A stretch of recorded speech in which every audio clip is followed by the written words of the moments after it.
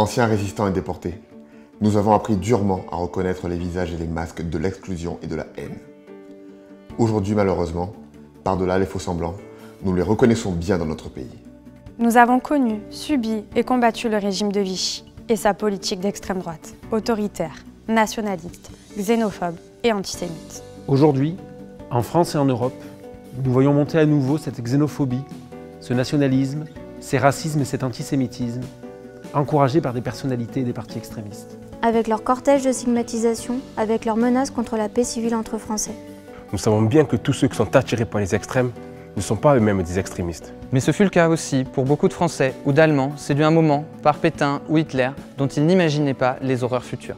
Nous ne supportons pas l'idée que les héritiers des politiques anti-républicaines que nous avons connues puissent à nouveau exercer et détourner le pouvoir républicain. L'exercice du pouvoir par des partis qui symbolisent des idéologies discriminatoires serait indécent et dangereux pour tous.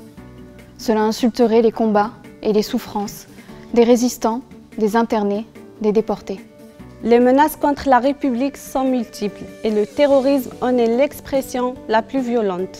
Mais c'est aujourd'hui l'extrémisme nationaliste qui risque de conquérir le pouvoir dans notre pays et qui présente le danger le plus immédiat pour nos libertés et pour l'unité de notre peuple. Cet extrémisme ferait d'ailleurs le jeu des provocations terroristes qui cherchent à nous affaiblir en sapant nos valeurs et en nous opposant les uns aux autres. Peu importe que l'on nous accuse de diabolisation, car nous avons connu les diables ordinaires qui peuvent préparer l'enfer. Nous savons jusqu'où mène l'intolérance et l'exclusion au pouvoir. Nous en connaissons la dynamique meurtrière.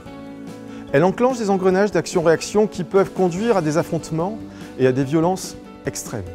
Pour notre pays, pour les valeurs de la République, pour nos enfants et petits-enfants, ce risque mortel ne peut pas être pris.